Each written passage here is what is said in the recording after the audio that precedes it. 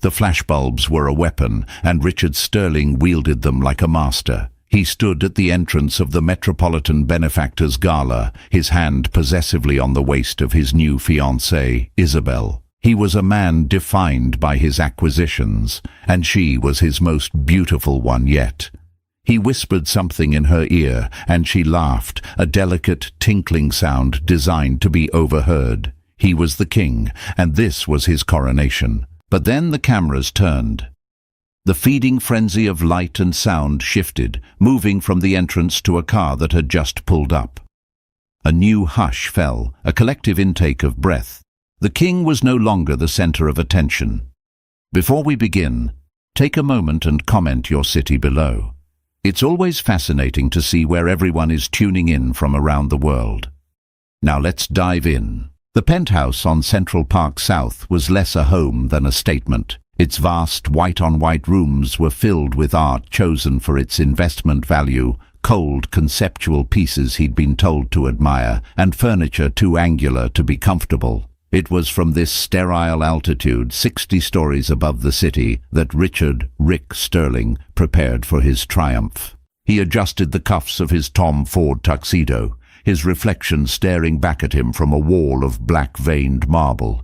He was, he knew, a man at his peak. At 45, he had the predatory stillness of a panther, a reputation for ruthless real estate acquisitions, and, as of 3 months ago, a fiancée who was half his age and twice as malleable as his first wife. He was a man who didn't just get what he wanted, he took it, and he convinced the world it was his by right. "Isabel, are you ready?" he called, his voice echoing in the cavernous dressing room. It was a command, not a question. "The car is downstairs. We can't be late." Isabel Vance emerged, a vision in pale blush couture. She was beautiful, with wide, trusting eyes and a lineage that dripped old money, even if, as Rick privately knew, the Vance family's liquid assets were dangerously low. The Vances had status, but they were bleeding cash. He had cash, or at least the appearance of it, but he craved their unimpeachable name. She was a necessary, beautiful merger. "How do I look, Rick?" she asked, her voice a breathy whisper. She did a small, nervous turn, her eyes searching his for approval. "Perfect," he said, the word clipped. He walked over, his eyes doing a rapid, critical scan. He adjusted the drape of her skirt, his fingers lingering on her hip. "You look like you belong to me." She blushed, as he knew she would. It was a reaction he'd conditioned. "And you look powerful." "That's the point, darling." He offered her a thin, practiced smile. "Tonight is important. Your father will be there. The board will be there. The press will be there. Everyone who matters will be there, watching us." He was sealing the deal, not just with her father, but with the entire city. Isabel nodded, her expression serious. "I know. I won't let you down." "You won't." He handed her a velvet box. Inside, a cascade of heavy sapphires. A little pre-gala gift. "Oh, Rick, they're stunning." She touched them, her fingers reverent. "Only the best," he said. It was his mantra. As Isabel fumbled with the clasp, her nervous fingers struggling, his mind drifted, just for a second, to Eleonora, his ex-wife. He pictured her in her small, tasteful but tiny apartment in the village, probably eating takeout, reading one of her dense, boring books on data theory. He'd been generous in the divorce, of course. That was the public narrative. He'd given her enough to be comfortable, to be quiet, to disappear. Eleonora, Ellie, had been a different kind of partner. Brilliant, yes. He'd found her as a junior data analyst at a firm he'd been acquiring. She'd been sharp, intuitive, and, best of all, utterly unimpressed by him. That, of course, had been the challenge. Marrying her was an acquisition too. But she'd been a difficult one to manage. She had opinions. She had her own mind. She'd called him out on his creative accounting, her voice quiet but insistent.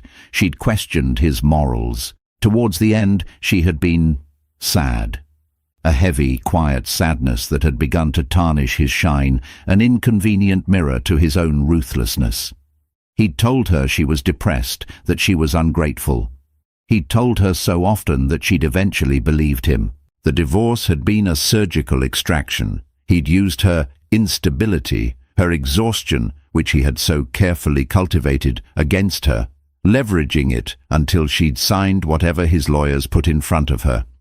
He had to admit, the affair with Isabel had been a perfect catalyst.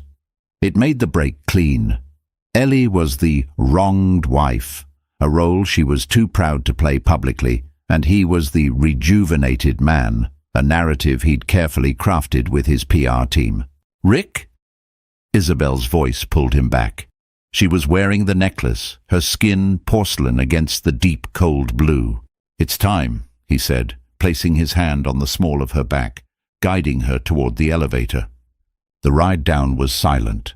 Rick checked his phone. His new deal, the one that would merge his over-leveraged real estate empire with the Vance's established logistics network, was precarious. He was spread too thin. The banks were getting nervous. He needed this merger, this infusion of Vance capital and credit, more than he'd ever let on.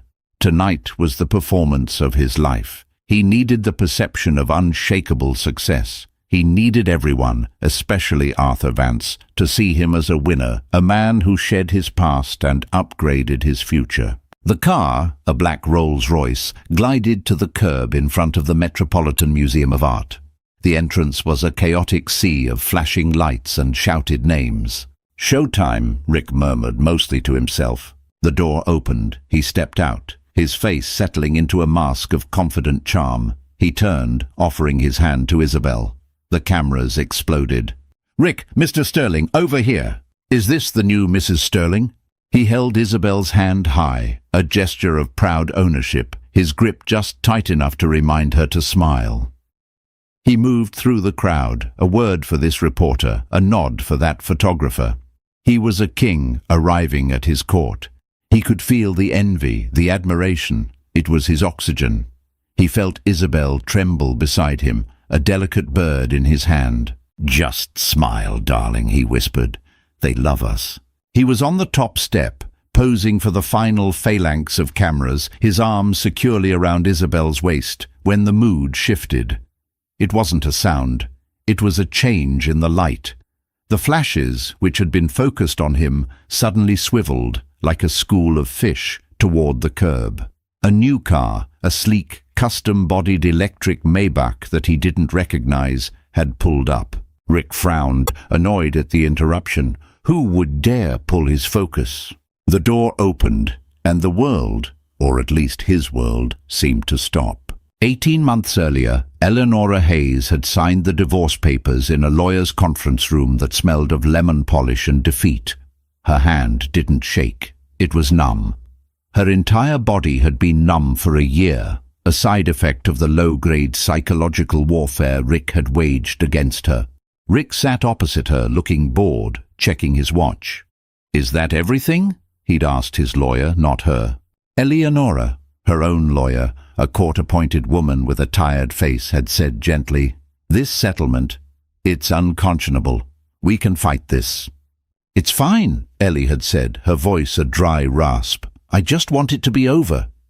Fighting meant more time in a room with him. Fighting meant more of his whispers, his accusations. She would have signed anything to make it stop. The settlement was, by all legal standards, a joke. Rick's lawyers had proven, with labyrinthine charts and shell corporations, that his net worth was a fraction of public perception. They'd painted Ellie as emotionally unstable, a spendthrift. She who had to argue for a week to buy a new sofa and incapable of managing her own affairs. Rick had generously offered her the small West Village apartment which she'd bought with her own money before the marriage, a fact his lawyers had managed to bury, and a one-time payout that was, she'd calculated, exactly 0.5% of his actual hidden wealth. He'd stood up, buttoning his jacket. "Well, Ellie, I wish you the best, truly. I hope you get the help you need." The final paternalistic twist of the knife. That was the last time she'd seen him. The first 6 months were a blur of grey. The woman who'd once been a top-tier data scientist who could see patterns in chaos couldn't see a future for herself. Rick's voice was a ghost that lived in her apartment. "You're too sensitive, Ellie. You're not built for this world. You'd be nothing without me. No one will ever value you the way I do." He hadn't just taken her money, he'd taken herself. He'd spent a decade systematically dismantling her confidence, isolating her from friends, convincing her that her brilliance was a quirky liability, something to be managed, not celebrated. She was unpacking a box of old college textbooks when her old colleague, Ben Carter, found her. He'd been her work husband at the firm before Rick acquired it, a man with a mind as fast as hers and a complete inability to lie. "God, Elle, you look like hell," he'd said, standing in her doorway, holding a bag of takeout. She'd burst into tears. It was the first time she'd cried since the signing, a raw, ragged animal sound of grief. He'd held her while she sobbed, and when she was done, he'd pushed a container of curry into her hands. "Good," he'd said. "Now you're done with that. I quit 6 months after you did. Rick Sterling is a vampire. He bleeds talent dry. He was terrified of you." "Terrified?" she'd whispered, the word foreign. He told me I was losing my mind." "No," Ben said, his eyes hard. "You were finding his fraud. I saw the queries you were running before you left. The ones he had IT delete. The ones he told you were corrupted." Ben tapped his temple. "I saved them. All of them. In here." He then tapped a USB drive he pulled from his pocket. "And in here." That was the spark. For a week they worked on her living room floor, fueled by coffee and a cold, clarifying rage. Ben had the server logs. Ellie had the memory. She rebuilt from scratch the algorithms she'd been designing. It started as a way to prove Rick wrong, but it became something else. She wasn't just tracking Rick's finances. She'd been building a new model for data privacy, a way to secure information so completely that not even a man like Rick Sterling could breach it. "He didn't just fire me, Ben," she'd realized, her fingers flying across the keyboard, the old familiar fire returning. "He buried me because this is a threat to how he does business. It's a threat to everyone who does business like him. It makes men like him obsolete. It's also," Ben had said, his eyes wide, "worth a fortune. This is an entirely new standard, Elle. This is revolutionary." They founded Aura Privacy with the last of her settlement money. They worked for a year in total obscurity. Ben was the CEO, the face. Ellie was the architect, the ghost. It was safer that way. She wasn't ready to be seen.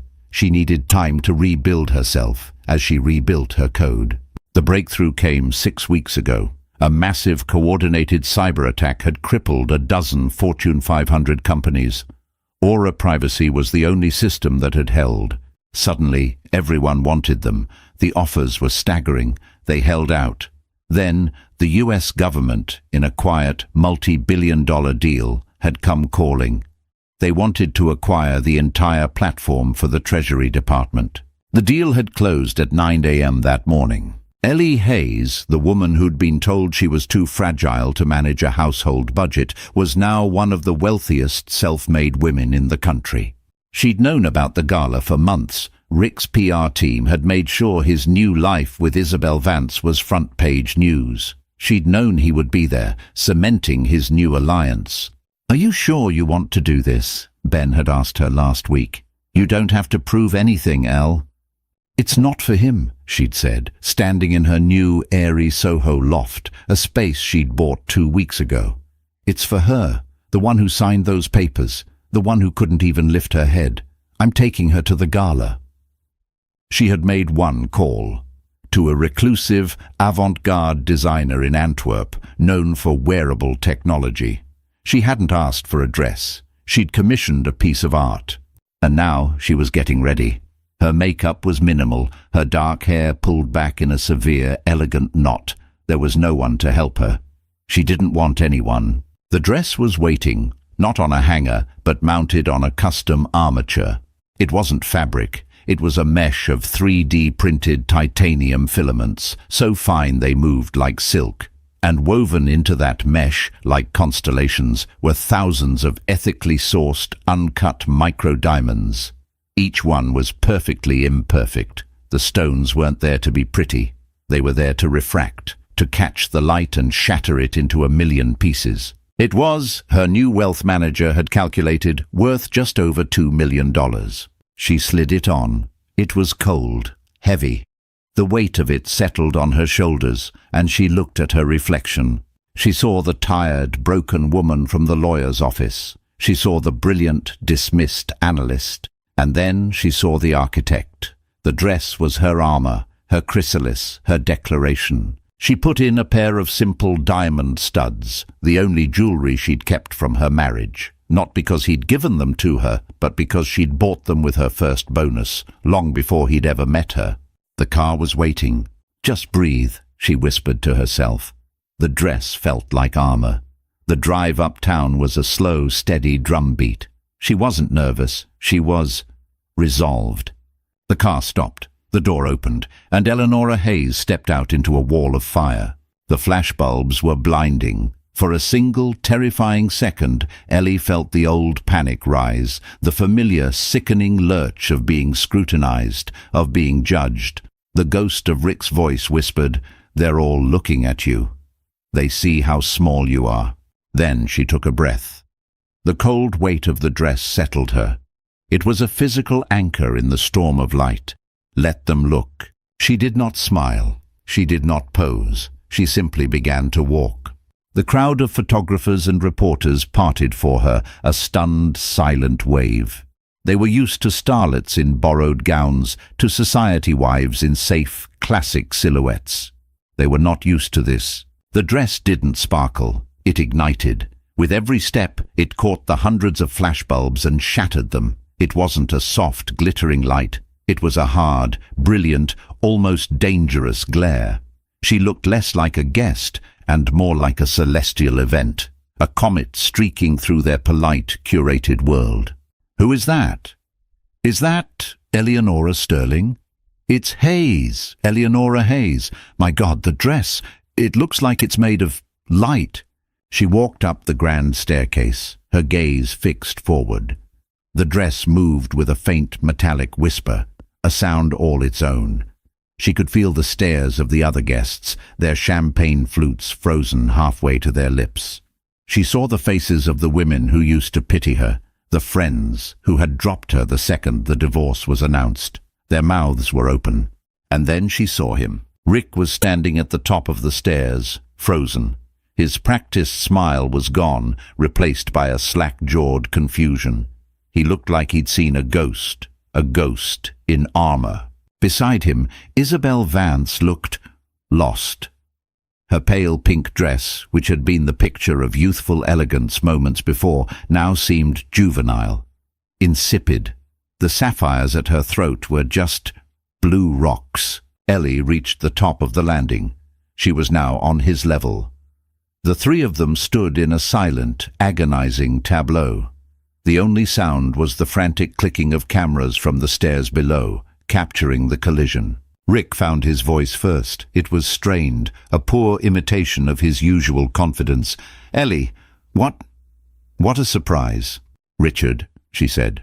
Her voice was calm, low. It didn't waver. He took a half-step forward, his eyes raking over her, over the dress. The calculation was visible on his face. Who paid for this? Who is she with? This wasn't the mousy, depressed woman he'd discarded. He couldn't process it. "You look," he fumbled, "different." "I am," she said. Isabel, trying to regain her footing as the hostess-to-be, stepped forward, forcing a brittle smile. "That's a very unique dress, Eleonora. We're so glad you could come." The "we" was a deliberate territorial marking. "Isabel," Ellie said, her gaze meeting the younger woman's. There was no malice in it, only a profound, weary clarity. "Thank you for the invitation." This, too, was a shock. Rick hadn't invited her. He'd had her name put on the unaffiliated mailing list, a standard Gala procedure, assuming she'd either ignore it or more likely be unable to afford a ticket. "Well," Rick said, trying to laugh it off, gesturing with his champagne flute, "the economy must be treating you well. Or did you find a new patron?" The insult was clear, crude, and coated in his old power. He was trying to re-establish the hierarchy, to put her back in her box as a kept woman. Before Ellie could answer, a new voice cut through the tension. "Richard, Isabel, what a night." It was Arthur Vance, Isabel's father, a man whose entire demeanor screamed old-world power. He was flanked by two other men, members of his board. Arthur's eyes, however, were not on his daughter or his future son-in-law. They were fixed on Ellie. "Arthur," Rick said, relieved at the interruption, turning to clasp his hand. "Good to see you. You've met you know Eleonora." "We've never had the pleasure," Arthur said, his sharp eyes never leaving Ellie's face.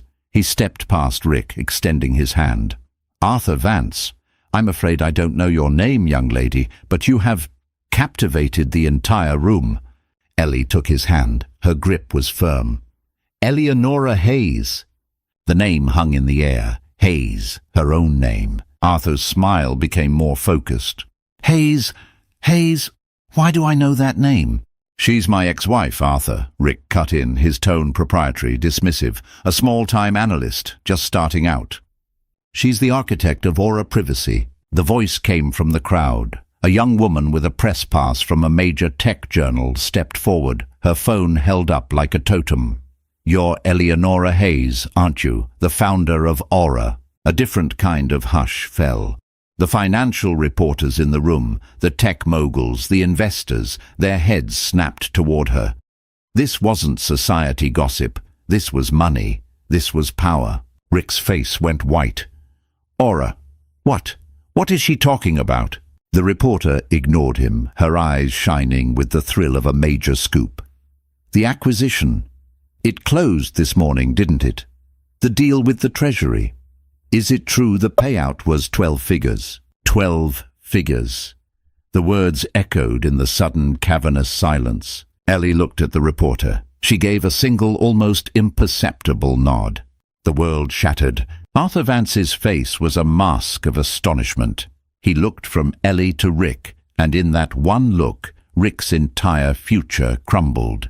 The man he'd been wooing, the man whose capital he needed to stay afloat, was staring at him as if he were an idiot, as if he were a man who'd owned a gold mine and traded it for a handful of beans.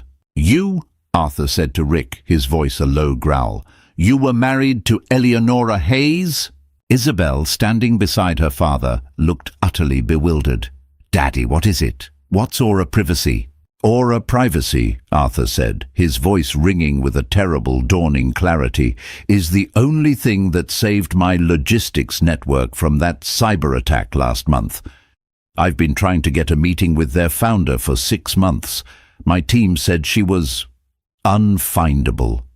He turned back to Ellie, his expression now one of pure, unadulterated awe.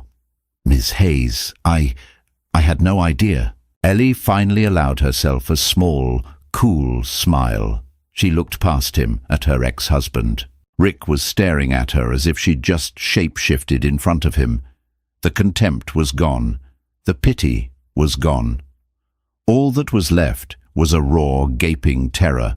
He wasn't looking at his unstable ex-wife. He was looking at the woman who had just, with a single nod, made him the biggest fool in New York. "Richard," she said, her voice clear and carrying in the sudden silence, "you were saying something about a patron." The great hall of the museum, usually a cavern of polite, aristocratic murmurs, was now buzzing like a broken turbine. The news spread with the impossible speed of high society gossip, amplified by the financial stakes. 12 figures. With the Treasury? That's her, Eleonora Hayes. Sterling's ex. Can you imagine? He told everyone she was unstable. He didn't just let her go. He pushed her out. He must be bleeding. I heard his new deal was precarious. This kills it.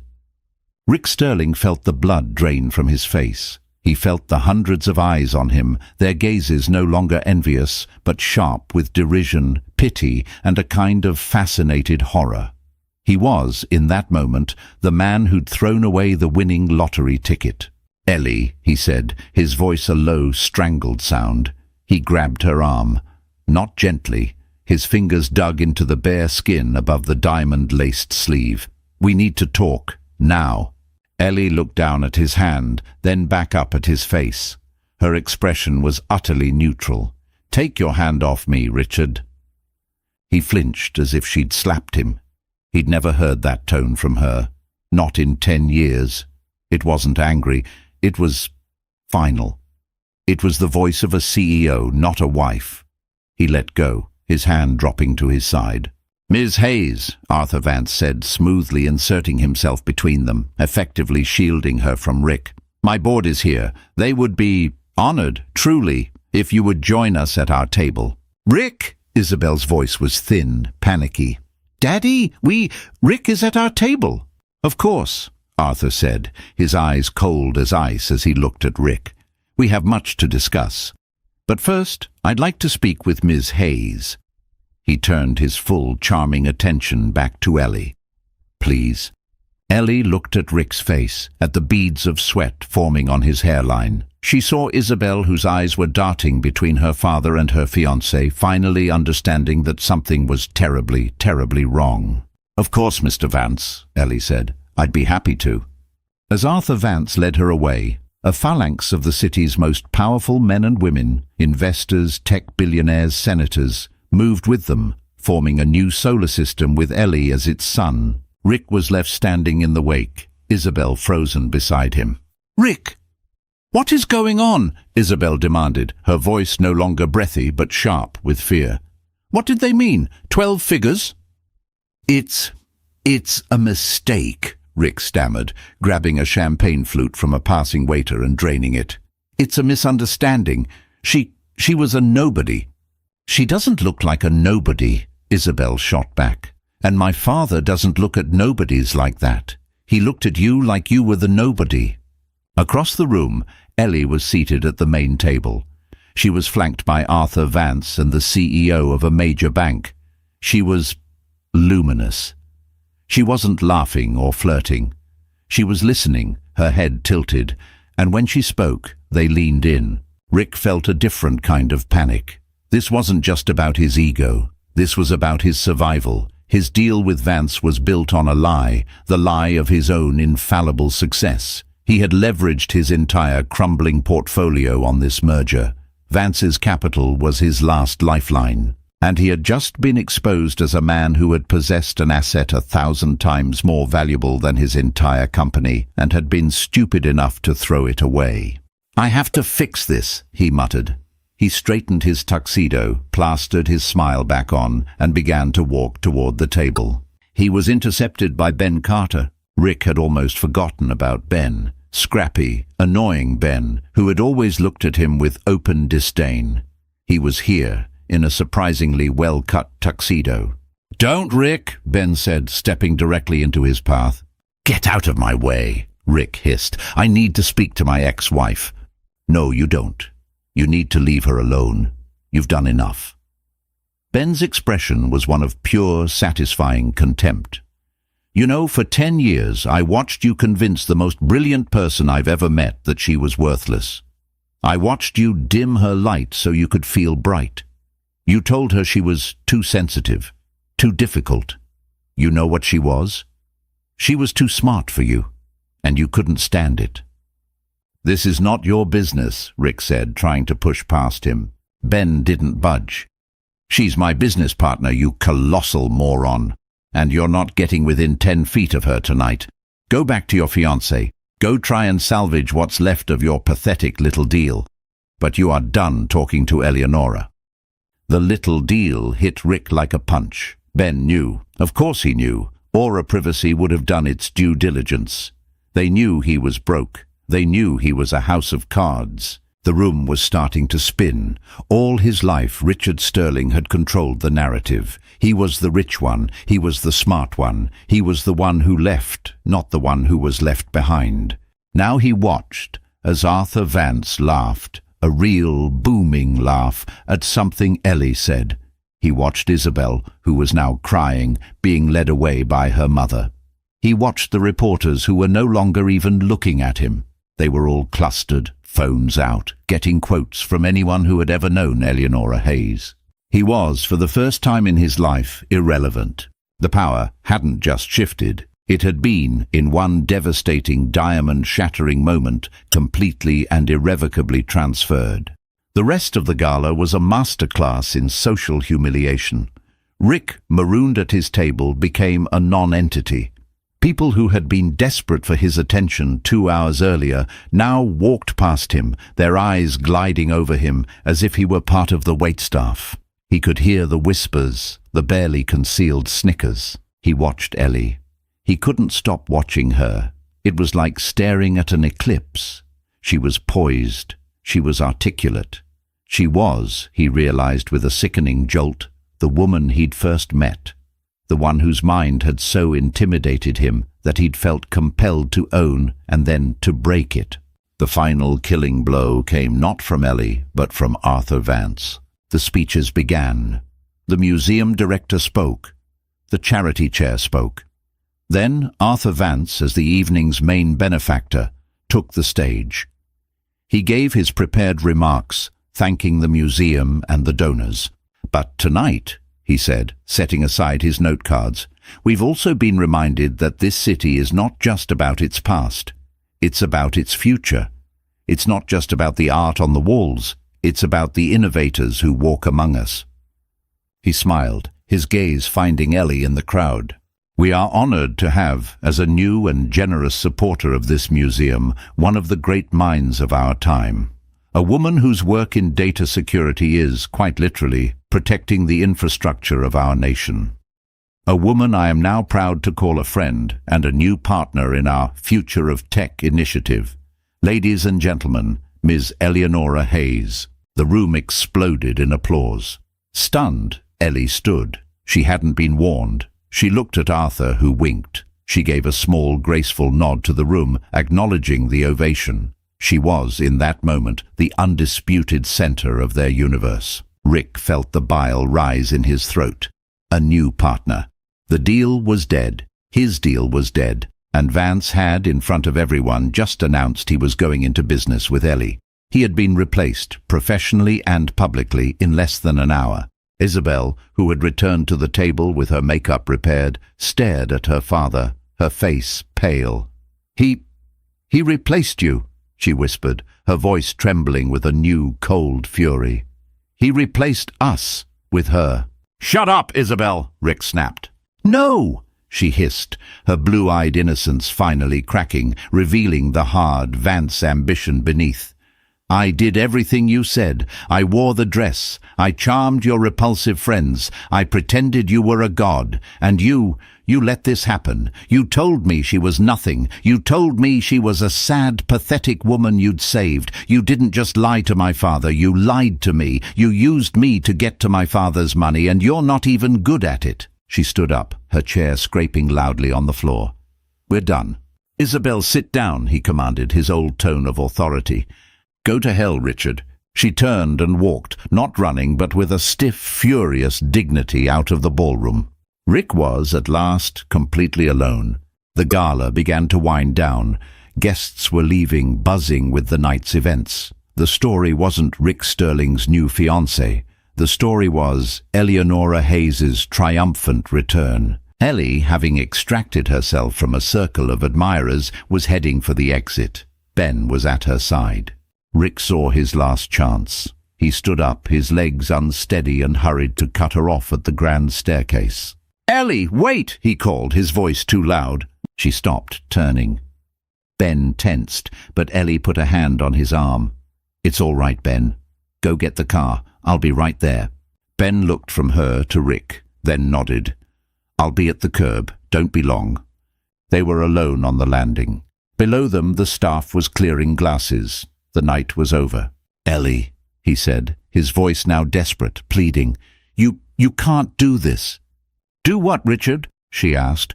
Her voice was tired. Not triumphant, just tired. Live my life? You did this to ruin me. You planned this. The dress, the reporter, the deal with Vance. It was all a performance to destroy me.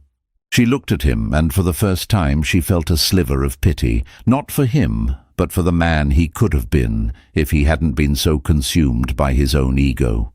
"You're wrong," she said, her voice soft. "You're still wrong. You still think the world revolves around you. This wasn't about you." "Then what was it about? That dress?" He spat, gesturing at it. "That was for me, to show me what I'd lost." "No, Richard." She looked down at the diamonds, at the cold, hard, beautiful armor she wore. "The dress was for me. It was to remind me of what I am. You're so obsessed with what things look like, what they're worth. You see a $2 million dress. I see a shield. I wore this to remind myself that I'm strong enough to stand here. This wasn't for you. You were just an obstacle." She turned to leave. He grabbed her arm again, his face contorted in a mask of panic and rage. "You owe me, Eleonora. I made you. I found you in that cubicle. You were nothing." It was the old voice, the old lie, the ghost that had haunted her for so long. Ellie looked at his hand, then back at his face, and she did something she'd never done. She laughed. It wasn't a happy laugh. It was a short, sharp, incredulous sound. "You made me." "No, Rick. You distracted me. You drugged me with self-doubt. You found a racehorse and convinced her she was a pony, just so she'd be easier to keep in your stable. You were a cage, Richard. A very expensive, very lonely cage." She pulled her arm free, her strength surprising him. "You didn't make me. You almost unmade me. The woman who built Aura Privacy was the woman I was before I met you. The woman I was while I was with you, in the few minutes a day I had to myself. You never bothered to look." He stared at her, speechless. The entire foundation of his world, his narrative of himself as the powerful benefactor, had just been vaporized. "Have a good life, Richard," she said. She turned and began her descent down the grand staircase. "Ellie, please," he called after her, his voice breaking. Don't leave me like this. I'm ruined." She stopped at the bottom of the stairs. She turned, looking back up at him, a small, pathetic figure in a $10,000 tuxedo, alone at the top of a staircase that led to nowhere. "Yes, you are," she said, "but not by me, by you." She walked out the doors, into the cool night air, where her car was waiting. She didn't look back. The ride back to her Soho loft was silent. Ben drove, his gaze occasionally flickering to Ellie, who sat staring out the window. The adrenaline of the night had evaporated, leaving behind a profound, bone-deep exhaustion. The city lights blurred past, but they seemed distant, muted. "You okay, Elle?" Ben finally asked, his voice gentle. "I think so," she whispered. "I feel hollow." "You just detonated your old life," he said. "Hollow seems appropriate. It's the emptiness after a fever breaks. It gives you room to build something new." He pulled up to her building. "You want me to come up?" "No," she said, managing a small smile. "I'll be fine. Thank you, Ben, for everything, for saving me." "You saved yourself, boss," he said. "I just brought the curry." She went upstairs. Her apartment was dark, quiet. The moonlight streamed in through the massive floor-to-ceiling windows. She walked to the center of the living room and just stood there. Slowly, she reached back and unzipped the dress. The titanium and diamond mesh was incredibly heavy. It slid from her shoulders and pooled at her feet with a sound like 1,000 tiny bells. It lay on the floor, a shimmering, lifeless husk. It had been her armor, and it had served its purpose. She stepped out of it, clad in a simple silk slip. She felt impossibly light. The weight she'd been carrying for a decade, the weight of his expectations, his criticisms, his very presence in her mind, was gone. She hadn't realized how heavy it was until it was no longer there. She looked at the dress, that $2 million statement. It wasn't her. It was a tool, a means to an end. The end was this moment, standing in her own home, in her own skin, with no one's voice in her head but her own. She showered, letting the hot water wash away the Gala, the perfume, the feel of Rick's fingers on her skin. She scrubbed herself clean. Afterward, wrapped in a simple cotton robe, she made herself a cup of tea. She sat on her sofa, looking out at the glittering, sleeping city. Her phone buzzed. It was a text from an unknown number. "Ms. Hayes, this is Isabel Vance. My father has my phone. I just wanted to say, I'm sorry, and thank you. I think you just saved my life." Ellie stared at the text. She thought of the young, eager-to-please girl in the pale pink dress. She saw another woman who was on the verge of being consumed, of being unmade. She felt a kinship with her, a shared understanding of the cage they had both almost been trapped in. She typed back a single word, "You're welcome." Another text came, this one from Arthur Vance. "Ms. Hayes, my apologies for the theatrics this evening. I hope you'll accept. My car will be at your office 10 a.m. We have a lot to discuss. My new partners at Aura Privacy will be compensated handsomely for their trouble." Ellie smiled. "See you at 10, Mr. Vance." She turned her phone off. She didn't feel triumphant. She didn't feel vengeful. The pity she'd felt for Rick had evaporated, replaced by nothing. He was no longer a monster. He was no longer a ghost. He was just a man, a sad, empty man who had built his entire life on a foundation of lies and was now left in the rubble. His power over her was an illusion he'd created, and she'd believed. She, on the other hand, was an architect. She had built her way out of the ashes. She sipped her tea. For the first time in over a decade, Eleonora Hayes was at peace. She had faced her dragon and discovered it was just a man, breathing smoke and mirrors. She had her work. She had her friend. She had herself. The next morning, the tabloids would be brutal. The Wall Street Journal would run a front-page story on the Aura acquisition and the fall of sterling. Rick would file for Chapter 11 bankruptcy within the week. The penthouse would be sold. He would disappear from the high society world he'd worshipped. But Ellie wouldn't read any of it. At 10 a.m., she would walk into her office, dressed in jeans, a simple white t-shirt, and her old favorite blazer. She would greet Ben, and together they would go downstairs to meet Arthur Vance's car, ready to build their future. The dress would be in a closet, a historical artifact. Its job was done. 1 year later, the grand ballroom of the Metropolitan Museum felt like a distant dream. Eleonora Hayes was not in a ballroom. She was in a brightly lit auditorium at Columbia University, standing on a stage, her back to a complex data flow chart. She was dressed in dark trousers and a soft cashmere sweater, her hair cut in a chic, practical bob.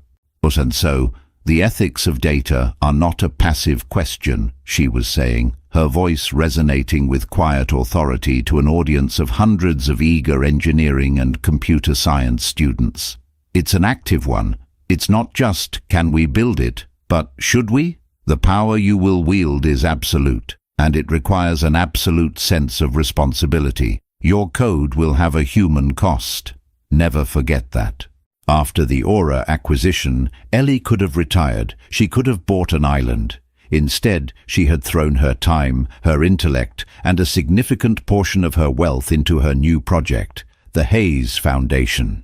Its mission was twofold: to promote ethical AI and to fund women-led tech startups. Her Exit Ramp initiative was its crown jewel, specifically creating legal and financial exit ramps for women in toxic or abusive professional and personal environments. She'd become one of the most powerful and respected voices in her field. She was no longer a ghost. She was a leader. When the lecture finished, the applause was thunderous. Students swarmed the stage. Her co-founder and foundation director, Ben Carter, began running interference, guiding her toward the exit. "You're getting too popular, Elle," he grinned. "We're going to need bodyguards." "Don't be ridiculous," she laughed. "They just want internship." She stopped. A young woman was standing near the exit, waiting patiently, not pushing with the others. Ellie recognized her instantly. It was Isabel. She looked different. The long blonde hair was gone, replaced by a shorter, darker, more natural cut. She wore no makeup, and instead of couture, she was in a simple wool coat and jeans. She looked like a student. "Ben, give me a minute," Ellie said. "Elle, are you sure?" he asked, his eyes narrowing. "It's fine." Ben nodded and stepped away. Ellie approached the young woman. "Isabel." "Miss Hayes, Eleonora," Isabel said, her hands clutching the strap of a heavy messenger bag. That was an amazing lecture. I'm in the grad program here, Data Ethics." "Is that right?" Ellie said, her tone neutral but curious. "Yes, I wanted to... Well, I never properly thanked you." "You did text me," Ellie reminded her gently. "I know, but I mean, you didn't just save me from a bad marriage. You showed me what I was becoming. I was just a decoration, a necessary merger. I'd been raised to be that. And in one night, you showed me what it was to be, an architect." She'd used Ellie's own word. "So," Isabel continued, taking a deep breath, I left my father's house. I told him I wouldn't be a bargaining chip. I cashed out my trust fund, which was smaller than you'd think, and I went back to school. For real, this time. Not for an Emma's degree." "I'm glad to hear that, Isabel," Ellie said. And she meant it. That's not the only reason I'm here," Isabel said, her cheeks flushing. "I know your foundation, the Exit Ramp Initiative." "Yes. I have an idea."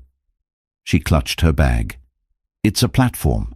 I've been coding it myself. It's a platform, using data matching algorithms to connect pro bono legal and financial services with women in manipulative or high-control domestic situations, to help them get out." Ellie was silent for a long moment. She looked at Isabel, truly looked at her. She saw the girl from the Gala, but she also saw a new, fierce intelligence, a woman who had taken her own trauma and was trying to build something from it. She hadn't just run away, she'd run towards something. It's just a proposal," Isabel said, her confidence faltering. "I know, coming from me." "Come by my office tomorrow, Isabel," Ellie said, cutting her off. 10 o'clock, and bring your full proposal and your code. We'll talk." Isabel's eyes filled with tears. You mean it?" "I don't waste my time," Ellie said, a small, warm smile touching her lips. "And that sounds like a very good idea. 10 o'clock.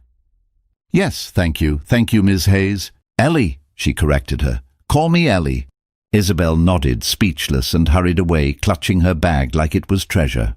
Ben walked back over, an eyebrow raised. "Don't tell me Isabel Vance." "She has an idea," Ellie said as they walked out into the crisp autumn afternoon. "And Rick Sterling?" Ben asked, the one question he'd never asked. "Have you heard?"